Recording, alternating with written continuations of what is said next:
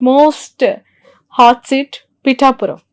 నిన్నటికి నిన్న పవన్ కళ్యాణ్ గారు అక్కడ వెళ్ళిన తర్వాత జరిగిన హైప్, అక్కడికి వచ్చిన జనాలు, ఆ సమీకరణ చూసిన తర్వాత నా గెలుపు నల్లేరు మీద నడక అనే ఫీలింగ్లో ఆయన ఉన్నట్టు కనిపించింది. వంగ గీతాకి పవన్ కళ్యాణ్కి ఉన్న పాజిటివ్స్ నెగిటివ్స్ ఏంటి? ఎవరు గెలుస్తారు అక్కడ? ఇక్కడ పిఠాపురం అనేటువంటిది కర్మ పిపాక ప్రాంతం. అది ఏ జ్యోతిష్యుడైనా కూడా ఆంధ్రప్రదేశ్లో ఎవరి జాతకాన్ని రాయాలన్నా, ఎవరి ఫలితాలు చెప్పాలన్నా పిఠాపురంలో సూర్యోదయమైనటువంటి సూర్యోదయ సమయాన్నే ప్రామాణికంగా తీసుకునేటువంటి సాంప్రదాయ విధానం మొదటి నుంచి మనకు ఉంది.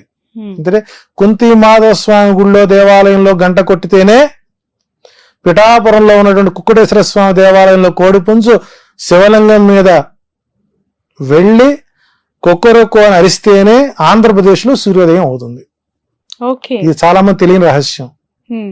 కుంతీదేవికి మోక్షం పొందినటువంటి ప్రాంతం అది. శ్రీకృష్ణుడు అడుగుతాడు, అత్త నీకేం కావాలో కోరుకో అంటాడు. నాకు ఎప్పుడు కష్టాలే కావాలని కోరుకుంటుంది. అదేంటత్త అందరూ అనుకోరు ఇలా అంటే, కష్టం అనేది ఉంటే కదా నాకు కనపడేది, కాబట్టి నాకు కష్టాలు ఉండాలి, నువ్వు కడ్డి కనపడాలి. ఎందుకంటే కుంతి మోక్షస్థానం అంటారు దాన్ని. అందులో పాదగయ, గయ ప్రాంతం, కుక్కుటేశ్వర స్వామి చేత పురోహితిక అమ్మవారికి దివ్యస్థలం అది. ఇలాంటి ప్రాంతంలో పిఠాపురం చరిత్రలో 1951 నుంచి 2019 వరకు స్థానికులకు మాత్రమే అక్కడ విజయ అవకాశాలు ఎక్కువ ఉంటాయి. రెండోది, అక్కడ వంగా గీత గారి యొక్క జాతకంలో భాగ్యస్థానం, లాభస్థానం, రాజ్యస్థానాల్లో బలమైనటువంటి గ్రహం ఉండడం, ఆమె ఓపికకి, సహనానికి, ఆమె రాజకీయంగా ఎదిగినటువంటి చరిత్ర, చరిష్మా ఉన్న వ్యక్తి. అంతటి రాజశేఖర్ గారి హయాంలోనే ప్రజారాజ్యం పార్టీ నుంచి గెలిచిన వ్యక్తి. ఒక సామాన్య కార్యకర్తగా, ఒక జెడ్పీటీసీ చైర్మన్ గా మొదలైనటువంటి ఆమె ప్రహసనం ఈ సంవత్సరానికి బలమైనటువంటి గ్రహస్థితులు ఉంటాయి. ఇక్కడ 36,000 ఓటు బ్యాంక్, దేవాంగ పద్మశాలి ఉన్నటువంటి ఓటు బ్యాంక్. ఈ ఓట్ బ్యాంక్ మొత్తం కూడా ఈ 36,000 ఓటర్లు ఎవరైతే ఉన్నారో వంగా గీతా గారిని తన తోబుట్టువుగా భావించేటువంటి స్వభావం కలిగినటువంటి వ్యవస్థ. మంచికి గాని చెడుకు గాని ఏ రోజు ఇంటికెళ్ళినా తలుపు తట్టి పలకరించేటువంటి తత్వం. ఆమెను ఓడించడానికి పవన్ కళ్యాణ్ గారిని అక్కడ పెట్టడం, ఆయన కేవలం కాపు సామాజిక వర్గ ఓట్లను ఎంచుకోవడం, టోటల్ గా అతనికి ఇది మైనస్. ఇప్పుడు నిన్న మనం చూసాం, నిన్న మధ్యాహ్నం కార్యకర్తలందరూ ఆయన కలవడానికి వెళితే సెక్యూరిటీ గార్డ్స్ కొట్టి పంపించారు వాళ్ళు. అంటే పవన్ కళ్యాణ్ పిఠాపురంలో గెలిస్తే పిఠాపురం సంబంధించినటువంటి అంశాలు ఏదైనా మాట్లాడాలంటే ఆయన హైదరాబాదు వారి ఫామ్ హౌస్ లో కానీ షూటింగ్ సెట్లో కానీ పలకరించే అవకాశాలు ఉంటాయి. రెండోది, ఓపిక, సహనము, నిబద్ధత, నిజాయితీ, శుక్రగ్రస్త జాతకుడు పవన్ కళ్యాణ్ గారు. సో ఇక్కడ పవన్ కళ్యాణ్ గారికి అక్కడ తిరిగి మరలా గడ్డు కాలమే గోచరిస్తోంది. ఏదన్నా మిరాకిల్ జరిగితే తప్ప ఆయనకి అక్కడ ఓటమైతే మాత్రం, గెలుపైతే మాత్రం నల్లేరుపై బండి నడకగా సాగదు, అది ముళ్ళబాటగానే మారుతుంది. ఇది సినిమాలో ఒక్క ఛాన్స్ అన్నట్టుగా బతిలాడుకోవడం. అంటే ఆ వ్యక్తికి, ఎదుటి వారికి నమస్కారం ఎలా పెట్టాలో కూడా మనం నేర్పాల్సిన పరిస్థితి ఏర్పడిపోయింది. ఎలాగా ఒకే ఒక మాట, ప్రచారం మొదటి రోజే చూసారా పిఠాపురం రోడ్లు ఎలా ఉన్నాయో, గత పాలకులు మరంత ముందు వర్మగారి పరిపాలన చేశారు, పెండం దొరబాబు పనిచేశాడు, చేశారు కదా. అంటే ఇక్కడ అక్కడ ఎన్ని గ్రామాలు ఉన్నాయి, ఆ గ్రామంలో ఓట్ బ్యాంక్ ఎంత ఉంది, ఎవరికంటే తెలియనటువంటి స్థితిలో ఓటర్లు, పిఠాపురం ఓటర్లు చాలా తెలివైన వాళ్ళు, విఘ్నులు. కాబట్టి పవన్ కళ్యాణ్ గెలిపించుకొని సినిమా షూటింగ్ల కోసం తిరగాల్సిన అగస్త్యం రాకూడదనుకునే వాళ్ళందరూ కూడా వైసీపీకే ఓటేసే అవకాశాలు ఉంటాయి. రెండోది ఇక్కడ లాజిక్ మనం మిస్ అవ్వకూడదు. ఇక్కడ పవన్ కళ్యాణ్ ఇక్కడ స్థానికంగా పాతుకుపోతే వర్మకి లైఫ్ రాజీ జీతం ఎక్కడి నుంచి వస్తుందండి? కాబట్టి ఇక్కడ పవన్ కళ్యాణ్ ఓడించడానికి తెలుగుదేశం పార్టీ షాడోగా వర్మ గారి నుంచి నీవు పవన్ కళ్యాణ్ ఓడించుకొని వస్తే మీకు నేను ఎమ్మెల్సీ పదవి ఇస్తాను. ఎందుకంటే అదే పవన్ కళ్యాణ్ కనుక తిరిగి అసెంబ్లీకి వస్తే లోకేష్ గారి రాజకీయం దెబ్బతింటుంది. సో ఇక్కడ స్వార్థపూరితమైనటువంటి కుట్రకోణంలో ఆర్జీవి గారికి మరొక వెన్నుపోటు చరిత్ర 3వ ఎపిసోడ్కి అవకాశాలు ఎక్కువ ఉంటాయి. కాబట్టి పవన్ కళ్యాణ్ ఓటమి తేలికైన, గెలుపు మాత్రం నలుగురిపై బండికి మాత్రం కాదు. అవకాశం స్థానికంగా ఉన్నటువంటి వ్యక్తులకే వాళ్ళు పిఠాపురంలో గెలుపుకి అవకాశాలు ఎక్కువ ఉంటాయి. అంటే వైసీపీ కంటే ఎక్కువగా టీడీపీ పవన్ కళ్యాణ్ ఓడగొట్టాలని ప్రయత్నం చేస్తుందంటారా? 21 స్థానాలు ఎక్కడైతే జనసేన పోటీ చేస్తుందో ఆ 21 చోట్ల కూడా తెలుగుదేశం క్యాడరు జనసేనకు ఓటెయ్యదు. ఇందాక 44 స్థానాలు చెప్పాను నేను. ఈ 21 స్థానాల్లో కూడా టీడీపీ వాళ్ళు వైసీపీని గెలిపిస్తారు 65. సో కాబట్టి అసాధ్యమైనటువంటి ప్రయత్నం చేశాడు. ఇదే పిఠాపురం కాకుండా కాకినాడ గనక వెళ్ళినట్లయితే పవన్ కళ్యాణ్ అసెంబ్లీలో అడుగుపెట్టేవాడేమో. సో ఏదైనా సరే ఆయన రాజకీయ చరిత్ర ఎలక్షన్ అయిన తర్వాత జనసేన ఆంధ్రప్రదేశ్లో కనుమరుగయ్యే అవకాశం ఉంది. బీజేపీలో మెర్జ్ అవడానికి అవకాశాలు ఎక్కువ ఉన్నాయి.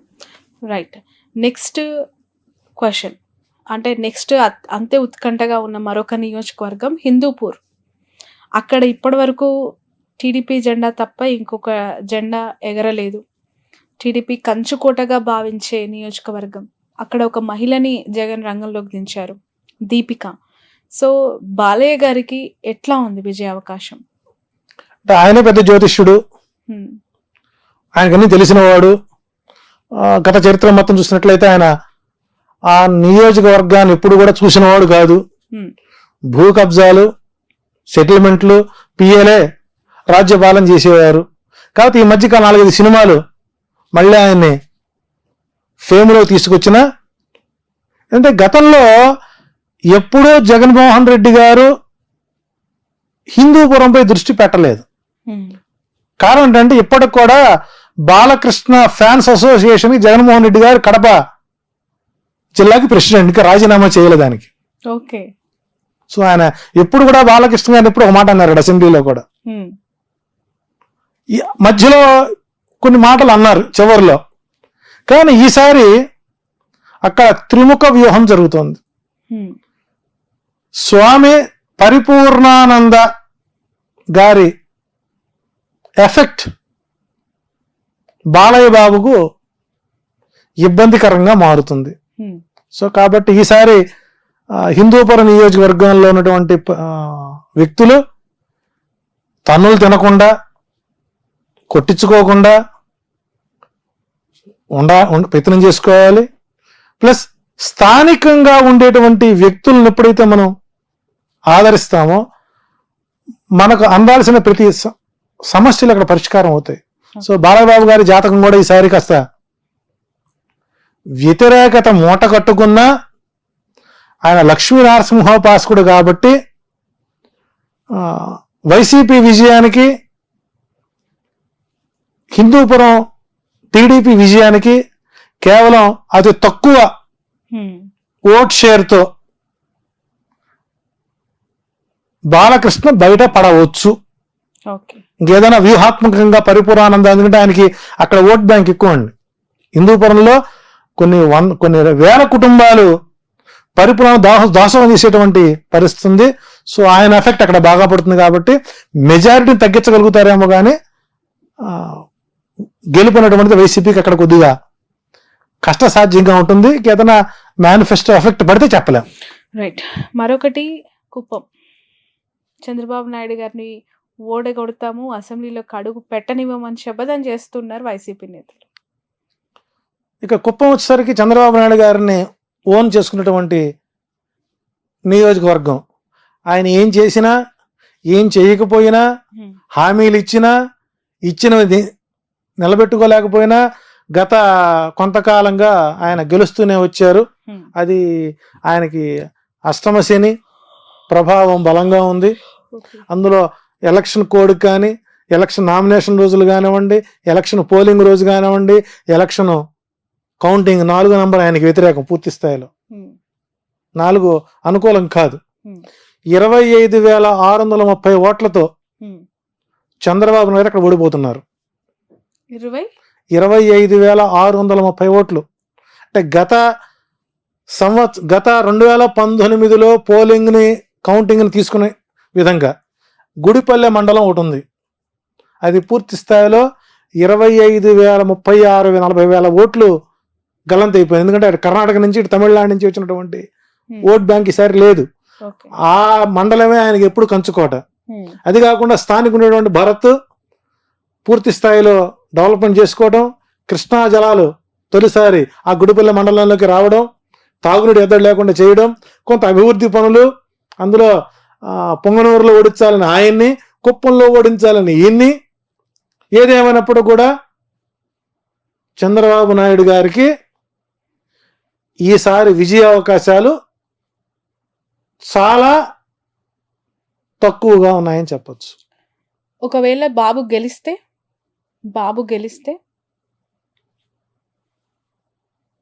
ఇక గ్రహ ఫలితాలు కూడా మనం తప్పని చెప్పుకోవాలి. ఇంకా అంటే ఇక ధర్మం ఉన్నటువంటిది కలియుగంలో లేదనుకోవాలి, ఇక ఆ ప్రాంతంలో లేదనుకోవాలి. ఎందుకంటే మీరు ఫిగర్ తో పాటు చెప్తున్నారు 100% అండి. 26,000 మీరు ఏ సర్వే సంస్థలైనా చూసుకోండి.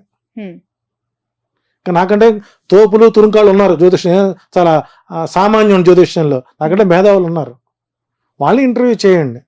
కుప్పం ఓడిపోతుందా లేదా అనేది ఒకే ప్రశ్న. సింగిల్ వాడు చెప్పి ఓడిపోతాడు. ఓకే, ఇది మీ ఛాలెంజ్. రైట్. నెక్స్ట్ నగరి విషయానికి వద్దాం. రోజా గారు అక్కడ పోటీ చేస్తారు. ఆమె గెలుపు అవకాశాలు ఎలా ఉన్నాయి? సో ఇక్కడ ఇక నగరి వచ్చేసరికి ఆమె జాతకం మొట్టమొదటిసారిగా నేమాని భాస్కర్ గారు నా చేత రాయించారండి. సుమారు 500 పేజీలు నిశితంగా పిన్ టు పిన్ రాసి వారికి నేను ఎక్స్ప్లెయిన్ చేయడం జరిగింది. నాతో కొంతకాలం మింగిలై ప్రతి విషయానికి ఇలా చేయండి ఇలా చేయండి సూచనలు ఇస్తూ ఉన్నాం. సరే, ఎమ్మెల్యే అయిన తర్వాత వారి యాటిట్యూడ్ మార్చుకున్నారు. సో ఇబ్బందుల్లో ఆదుకున్నాం, సుఖాల్లో హ్యాపీగా ఉన్నారు. జబర్దస్త్ ద్వారా ఏదో సంపాదించుకున్నారు. కానీ నియోజకవర్గానికి దూరంగా ఉంటారు. నియోజకవర్గంలో నాకు అసమ్మతి గళం పెరుగుతుంది. చిత్తూరు జిల్లా ప్రధాన నాయకులతో ఈమెకి కొద్దిగా ఇబ్బందికరంగా ఉంటాం. రెండోది ఓవర్ కాన్ఫిడెన్స్. దైవ బలం కూడా ఓవర్ కాన్ఫిడెన్స్ ముందు పనిచేయదు. సో ఈసారి నగరిలో ఆమె ఓటమికే గ్రహస్థితులు బలంగా ఉంటాయి. సో ఈసారి అక్కడ కొద్దిగా ఆమెకు ఎదురుగాలి వీచే అవకాశాలు ఉన్నాయి. ఏదన్నా చేసిన పూజలు పునస్కారాలు ఏదన్నా ఫలిస్తే అప్పట్లాగానే 1200 ఓట్లతోనో 2000 ఓట్లతోనో గెలిచే అవకాశం ఉంటుంది. ఇంత చరిష్మాలో కూడా ఆమె గెలవకపోతే ఇంకా ఆమె దురదృష్టంగా మనం లేరచ్చు. నా అంచనా ప్రకారం నగరిలో రోజా ఓటమి ఖాయమైంది. ఇక 40 రోజులు టైం ఉంది కాబట్టి దానికి సంబంధించినటువంటి కార్యాచరణ చేసుకుని దైవబలాన్ని పెంచుకుంటూ చేసిన తప్పులకి వాగిన వాగుడికి ఆత్మ పరిశీలన చేసుకుంటే గెలిచే అవకాశాలు ఉంటాయి. లేని పక్షంలో వైసీపీ అకౌంట్లో చిత్తూరు జిల్లాలో ఆ సీటు చేరే అవకాశం ఎక్కువగా ఉంది. రైట్. మరొకరు లోకేష్, వాళ్ళ తండ్రి గురించి చెప్పారు, మామయ్య గురించి చెప్పారు. కుమారుడు లోకేష్ పరిస్థితి ఏంటి మంగళగిరిలో? అంటే ఇక్కడ లోకేష్ గారి జాతక ప్రభావంలో ఒక ప్రధానమైన ప్లానెట్, రాజయోగాన్ని ఇచ్చేటువంటి ప్రధానమైనటువంటి గ్రహస్థితి ఏదైతే ఉందో అది పూర్తి స్థాయిలో 35% మాత్రమే అతను సపోర్ట్ చేస్తుంది. కారణం ఏంటంటే పూర్తి స్థాయిలో ఆ నియోజకవర్గం మీద పట్టు లేకపోవడం. ఓకే. నేను ఉండేది మంగళగిరిలో కాబట్టి మేము లోకల్గా ఉన్నటువంటి అబ్జర్వేషన్ చేస్తుంటాను. గతంలో ఆళ్లరామకృష్ణారెడ్డికి అంత స్వీప్లో కూడా మంగళగిరిలో ఓట్ బ్యాంకు ఆయనకి లేకుండా పోయింది. అతనికి ఏమొచ్చింది సరే పెదవట్లో కూడా దుగ్గిరాల, నందివెలుగు ఆ మండలాలు, కొంత పొన్నూరు నుంచి వరకు కొన్ని కలుస్తాయి. వాటిలో నెగ్గుకుని బయటకు వచ్చారు. ఆ తర్వాత గెలిచాడు. ఆ తర్వాత మళ్ళీ మార్చారు, గంజి చిరంజీవికి ఇచ్చారు. గంజి చిరంజీవి టైట్ ఫైట్ జరిగింది. ఇప్పుడు అక్కడ పద్మశాలి ఓట్ బ్యాంక్ కీలకం. సుమారు 1,12,000 ఓట్లు పైన వాళ్ళవి ఉన్నాయి. రెండోది రాజకీయ నేపథ్యం ఉన్నటువంటి కుటుంబం. అటు మురుడు వారి ఎమ్మెల్సీ గారి కోడలు ప్లస్ కాండ్ర కమల యొక్క కూతురు ఎడ్యుకేటెడ్, స్థానికంగా అందుబాటులో ఉంటారు. సో అక్కడ పద్మశాలి దేవాంగ ఓట్లు కీలకం. ఎప్పుడు సిపిఐ సిపిఎం కంచుకోటది. అటువంటి ప్రాంతంలో మేషరాశికి ఈసారి అనుకూల పవనాలు ఉన్నాయి. సో కాబట్టి ఇక్కడ లోకేష్ కూడా విజయం అనేటువంటిది నల్లేరుపై బండి నడకైతే కాదు. ఈసారి కూడా కొంత ప్రతికూల వాతావరణమే అక్కడ ఎక్కువ గోచరిస్తుంది. ఒకవేళ విధి వక్రించి కనుక గెలిస్తే 5,000 ఓట్లు బయటపడతాడు. అది కూడా కష్టమే. రైట్. ఇక పులివెందుల నుంచి పోటీ చేస్తున్న జగన్ గారి గురించి, అఫ్ కోర్స్ ఆయన్ని ఓడించాలని, ఆయనను కూడా రానేయకుండా అడ్డుకోవాలని ప్రయత్నం మామూలుగా కూటమి చేస్తూనే ఉండొచ్చు గాక, అతని గ్రౌండ్ రియాలిటీస్ మీకు ఏమనిపిస్తూ ఉన్నాయి? అంటే గతంలో అసెంబ్లీ ఎన్నికలో 1,00,000 ఓట్ల మెజారిటీతో ఆయన గెలిచిన సందర్భాలు ఉన్నాయి. వ్యతిరేకత అంటే ఇక్కడ పులివెందులో ఉండేటువంటి ఓట్ బ్యాంక్ ఎప్పుడు కూడానండి చాలా దూరపు ఆలోచనతో ఉంటారు తప్ప తాత్కాలికంగా మాటలో తాత్కాలికమైనటువంటి ఒడిదుడులు లొంగే మనుషులు అయితే కాదు. సరే, సర్వేలు చాలా మంది ఈసారి కడపలో పులివెందులో జగన్మోహన్ గెలవడు అనేవాళ్ళు ఎక్కువ మంది ఉన్నారు. సో కుటుంబ సభ్యులే ఓడించడానికి సిద్ధంగా ఉన్నారు. కానీ అక్కడ విఘ్నత ఉన్నటువంటి రాజకీయ నాయకులు, ప్రతి ఓటర్ ఒక రాజకీయ నాయకుడు అనండి. కామన్ పీపుల్ కూడా మనం మైకి పెడితే వాళ్ళు చెప్పేటువంటి రాజకీయ సూక్తులు మనం పనికిరామండి.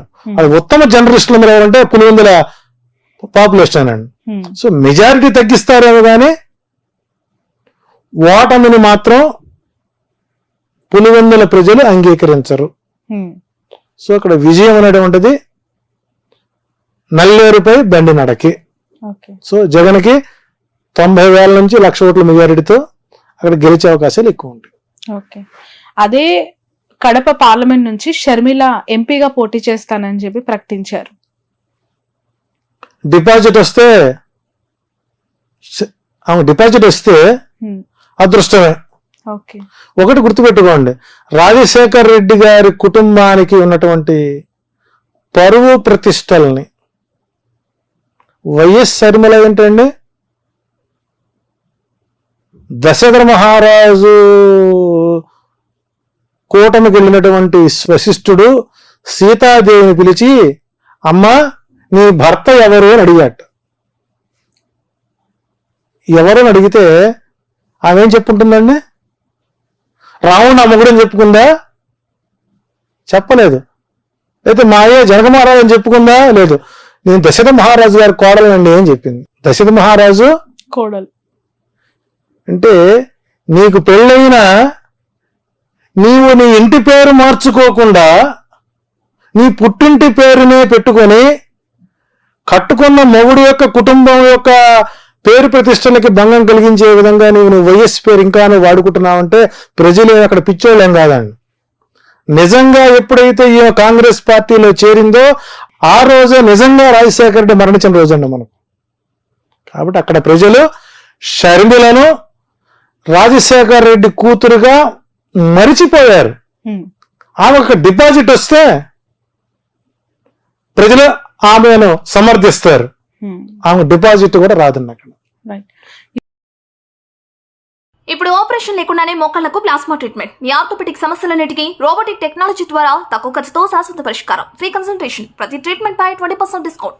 ఈ ఆఫర్ కొద్ది రోజులు మాత్రమే, త్వరపడండి. V9 hospitals 9281465842.